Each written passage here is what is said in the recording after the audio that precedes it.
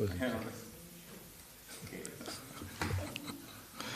Agyanatimanandasya Gananjana Salakaya Chaksur Militam Yena Tasmai Shri Gurave Namaha Shri Chaitanya Manobhishtam Stapitam Yena Bhutale Swayam Rupa Kadamayam Tadati Swapadantikam Vandeham Shri Guru Shri Yuta Padakamalam Shri Gurum Vaishnavam Scha Shri Rupam Sagrajatam Sahagana Raghunatam Vitam Tam Sajivam Sadvaitam Savadutam Vridana Saitam Krishna Chaitanya Devam Shri Radha Krishna Padan Sahagana Lalita Shiva Sakans Vitam Scha Hey Krishna Karna Sindho Dinabando Jagatpate Gopesha Gopika Kanta Radha Kanta Namosute Tapta Kanchana Gaurangi Radhe Vrindavaneshwari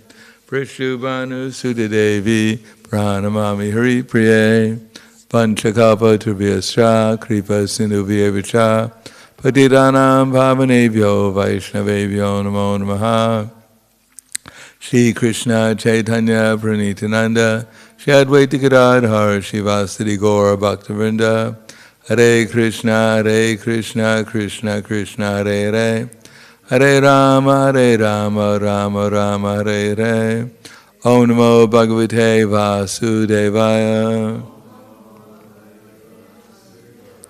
Om Namo Bhagavate Vasudevaya Om Namo Bhagavate Vasudevaya. Srimad-Bhagavad-Gita, chapter 18, the Perfection of Renunciation, text number 58. Matchidam sarvadorgani matprasadat pratarishati yasi atachetvam Vishrosasi Vinangshasi Machidak Savadorgani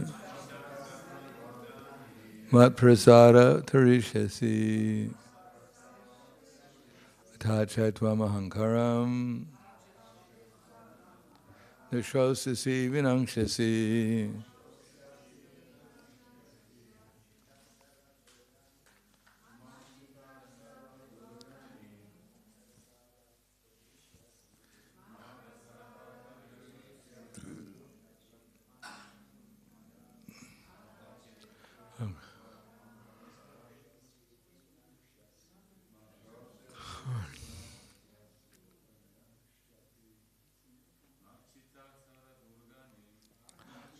Durga Durgani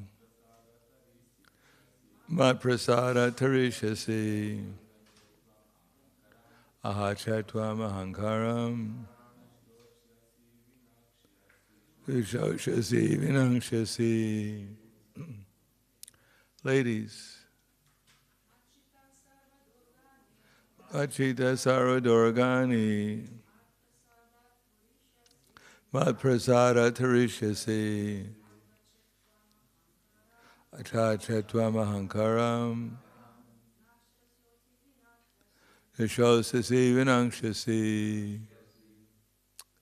Mat of me, Chitaha, being in Krishna, being in consciousness.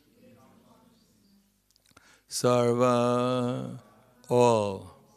Durgani, impediments. Mat prasadat, by my mercy.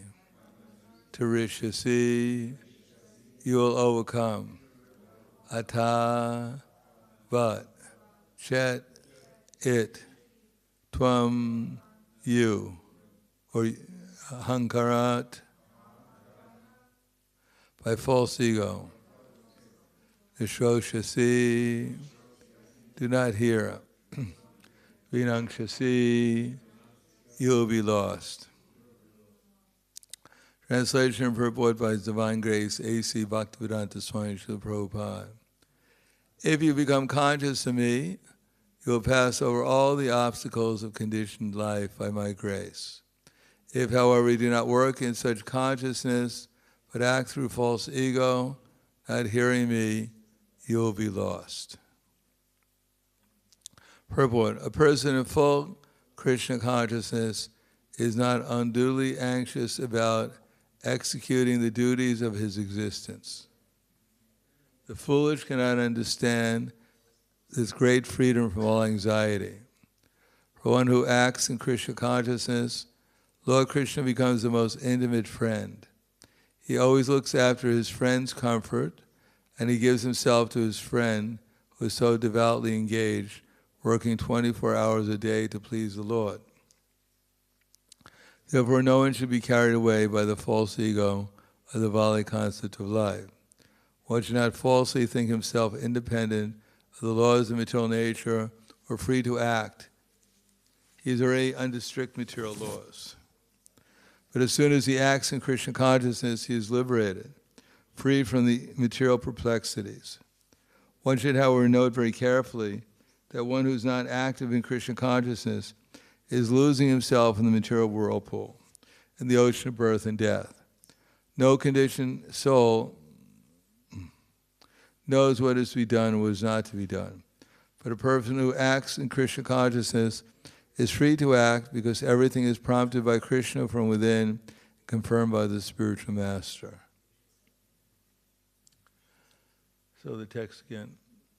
Machita saradorgani mat prasada tarishasi atachatvam ahankaram nashoshasi vinangshasi. If you become conscious of me, you will pass over all the obstacles of conditioned life by my grace. If, however, you do not work in such consciousness, but act through false ego, not hearing me, you will be lost. Namo Vishnu Braya Krishna Prasthaya Bhutaya Srimate Bhakti-Vedanta Swami Namane Namaste Saraswatundeve Gauravani Pacharane Nirvishesha Srinivadi Paskatyade Satarne. So material existence, which we're presently situated, we think that our material circumstances are extremely important. Therefore, we're always anxious about them. We think that we've been told by our association, people we associate with, that certain situations in the material world are very auspicious. And we're told that other situations are very inauspicious.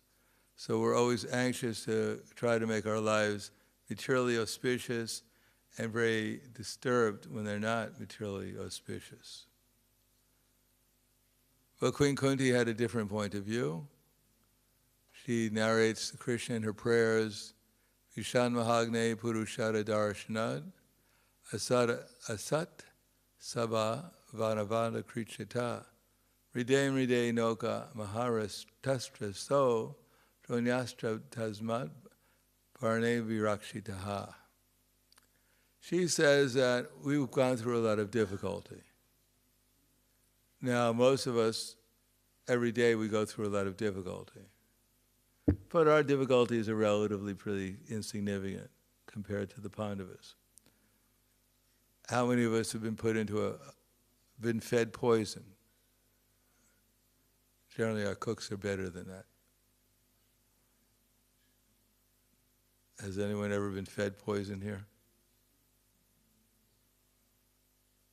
No. And this building is not usually set on fire, but Vishan Mahagne Purushada Darshanat. Vishan Mahagne. Mahagne means that their building was set on fire, they escaped, and then to greet them was a man-eating demon, Rakshasa. So that's would be considered a rather difficult day for ourselves.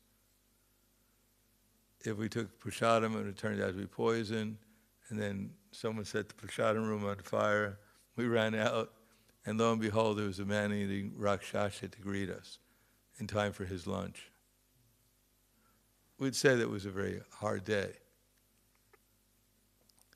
And we'd wonder, what is Krishna doing? How is he allowing this to happen to me? But Queen Kunti said, Vipadak Shanti Takshasvat, Tatra Tatra Jagat Guru, Bhavata Darshanam Yasyat, Apana Bhava Darshanam. She was praying that she could see these calamities again and again.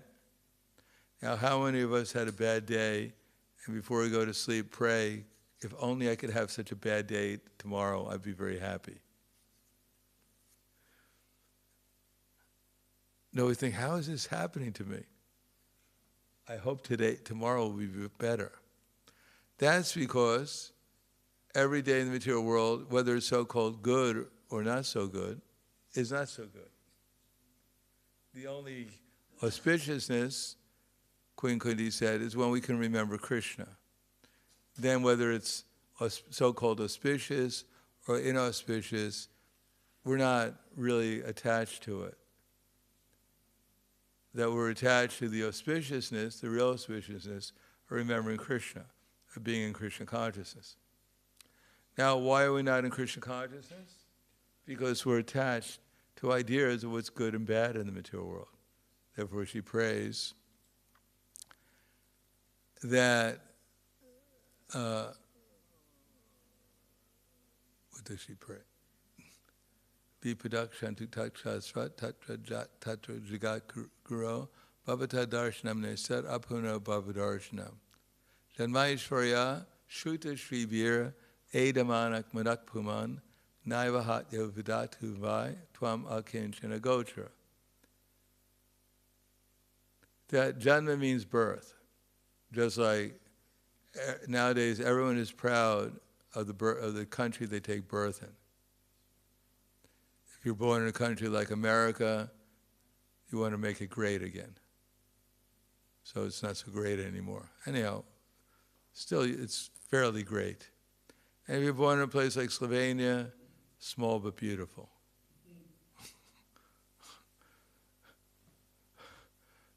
We're small, but we don't hurt anyone.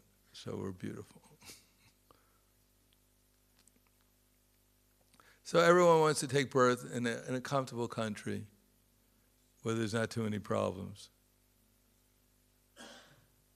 There's social welfare. There's hospitals. There's grocery stores. There's movie theaters. And there's bars. So everything's okay.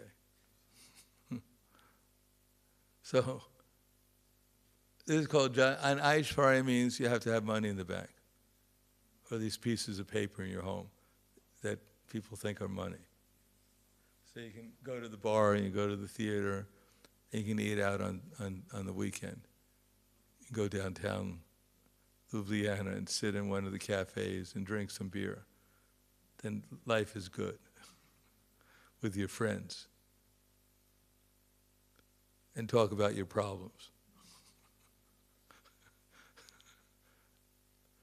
And Shruta, you can claim you're learned because you have some degree, and you can talk nonsense that no one understands. So you must be intelligent, because no one understands what you're talking about.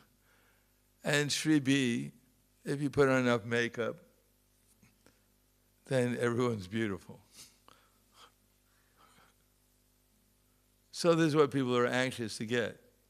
Beauty, wealth, power, whatever. And if they get it, they're happy. And if they can't get it, they sit in their home and they cry. Or they watch a soap or opera for other people who can't get what they're looking for too. So they can cry together.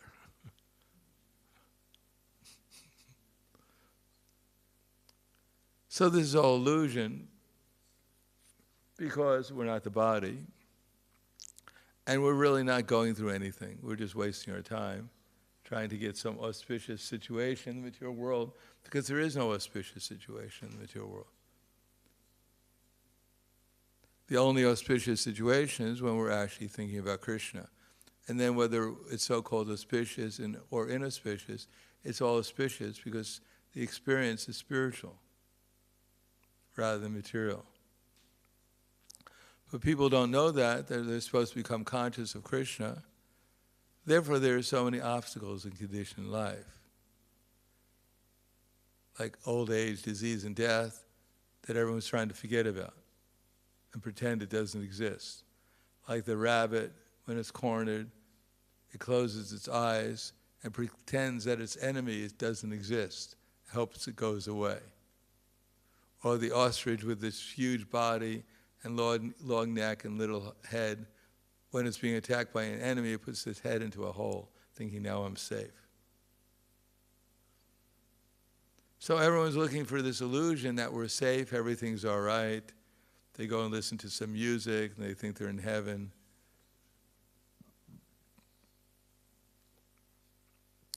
Or they get intoxicated or go to a movie and imagine they're in some other world. But actually, they never leave this world. And because they're not in the spiritual world, they're just watching this movie with a very sad ending. And then we start the next episode of the movie, which also has a sad ending. So we're starting one episode after another, hoping that the ending is going to be happy, but it's always sad. Maybe the people don't like us when we leave, they're happy. But otherwise, we're not very happy, usually when we leave this present body. Other people may be happy, though. But then they have to leave their bodies, too, make other people happy. Therefore, if we don't act in Krishna consciousness, that we're the servant of the servant of the servant of Krishna, we have to act through false ego. And acting through the false ego always has a very sad ending to it. Because even we're completely successful from the material point of view, we get so much riches, we get so much fame, we get so much knowledge. At the time of death, we lose it all. And we don't even know how sad the ending is. We know this ending is sad, but we don't know how sad the beginning is. If the next womb we pop out of is a rat, then people are right. They kept on calling you, you're a rat. And then finally they were right. We are a rat. What's the word for rat in Mishka? That's a mouse. What's that? Posgana. That's a real rat. Mishka is just a small thing. Anyhow, maybe we come out as a Mishka. Small but beautiful.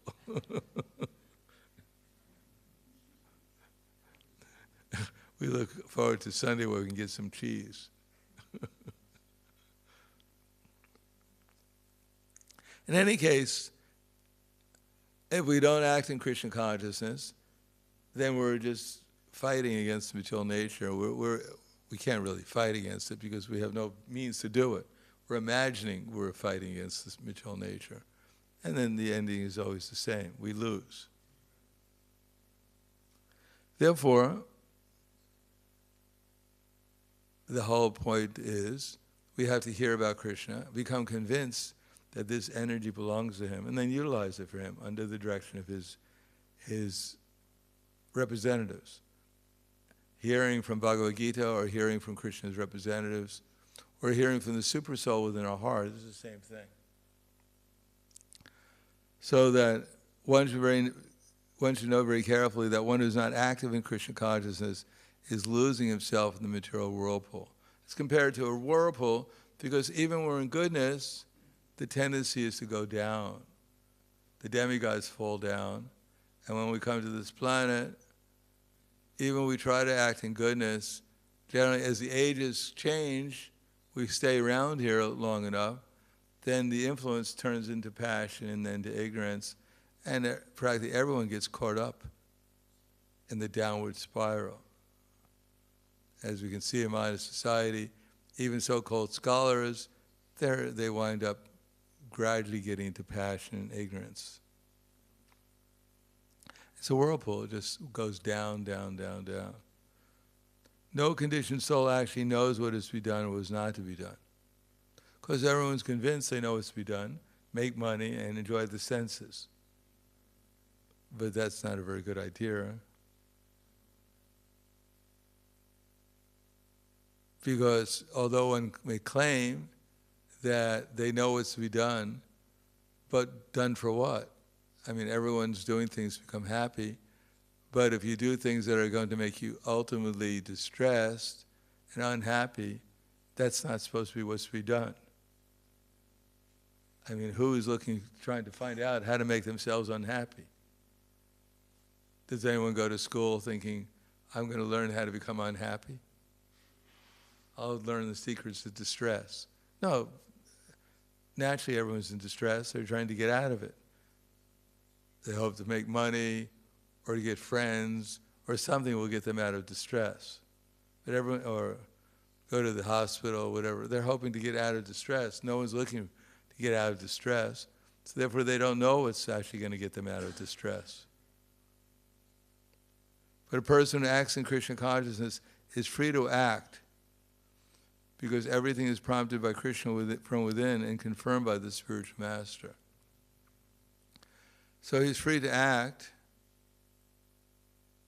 In other words, if he's acting in such a way as to become Krishna conscious, then he's becoming free from the problems of material existence because he's entering into spiritual existence.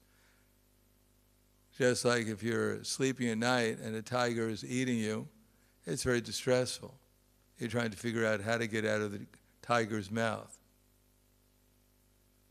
But if you wake up, then you don't have any problem.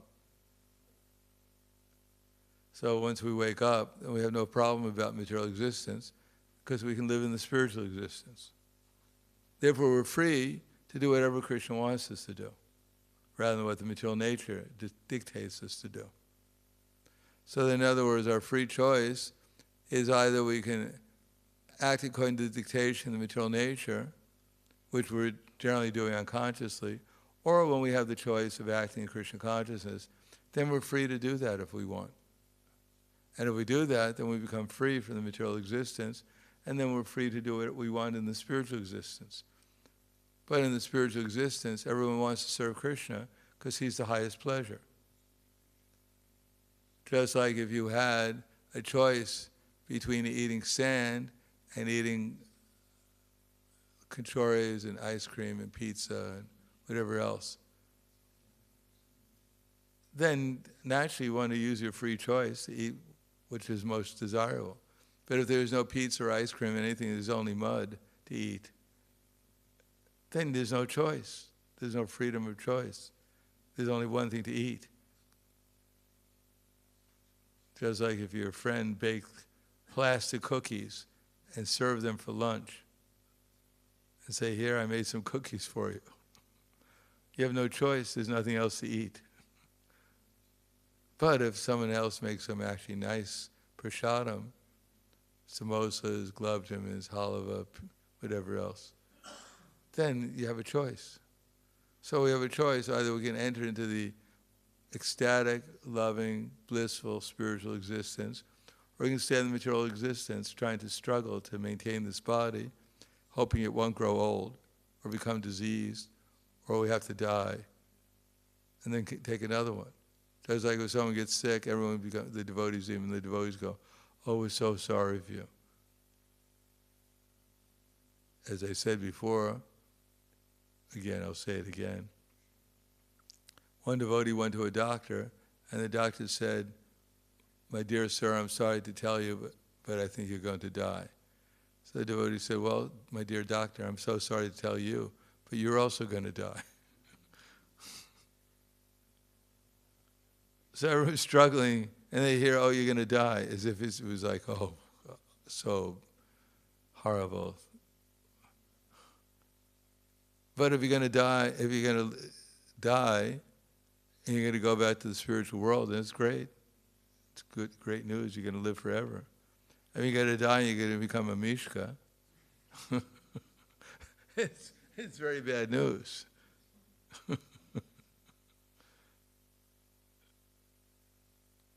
But if you die and become a mouse in the house of a devotee, it's not such bad news.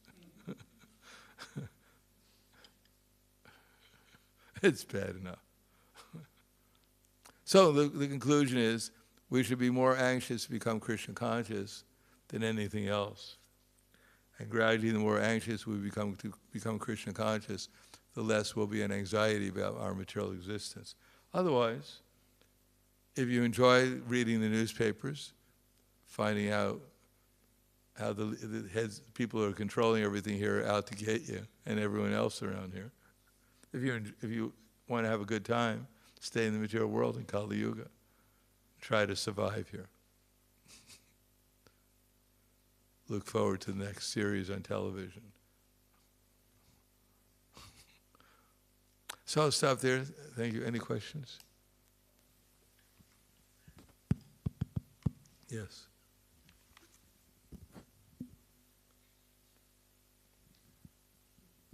Hare Krishna, thanks for the lecture. I just want to ask, through the day, so it's like if we think about the services and about devotees and about our plans, is this like on the same level as thinking about Krishna and his activities in some way? It's like, no, how could it be on the same level? I mean, it's like also Krishna conscious activity if we think about devotees and service. About devotees and service? Yeah. For service for who? Service for devotees. Service to devotees. Well, how are you going to serve the devotees? I mean, like you plan your day, you know, when you wake up, you have some services and you just start planning. But like, what is the object of the service? What is the actual service to the devotees? The service. Like you use your body and energy to... But here Krishna said, yeah, okay. But here Krishna says, if you become conscious of me, you'll pass over all the obstacles of conditioned life. Can I just translate first? Yeah.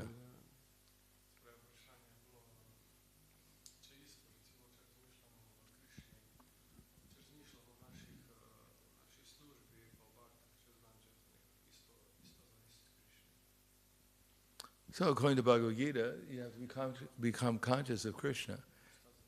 If you see a devotee and you don't see him in relation to Krishna, then how is he a devotee? If you see the president of the country, but you don't see him in relationship to his service to the country, then how you see him as the president of the country? You just see him as an ordinary person. If you see a devotee, you don't see him in relation to Krishna, you're not serving him in relation to Krishna, then who are you serving? Devotee is one who reminds you of Krishna. And when you serve the devotee, you're supposed to be serving the devotee. That's part of your service to Krishna, not apart from Krishna. You can't water the leaf in the tree. Just like watering the leaf and the branches of the tree, you have to water the root, and then automatically you're watering the branches and the leaves. So this idea, I'm going to serve the devotees when I'm unconscious of Krishna, it's not a very good service. You're supposed to serve the devotees so they can help remember Krishna. But if you can't remember Krishna, how are you going to help them to remember Krishna?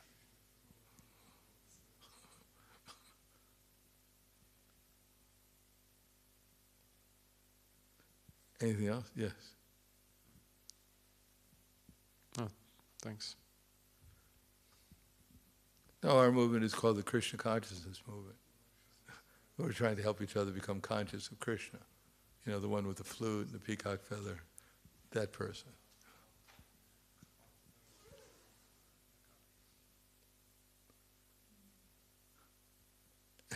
Okay. Kvala Grantaraj Bhagavad Gita Ki Jai, Srila Prabhupada Ki Jai, Gaur Premanande.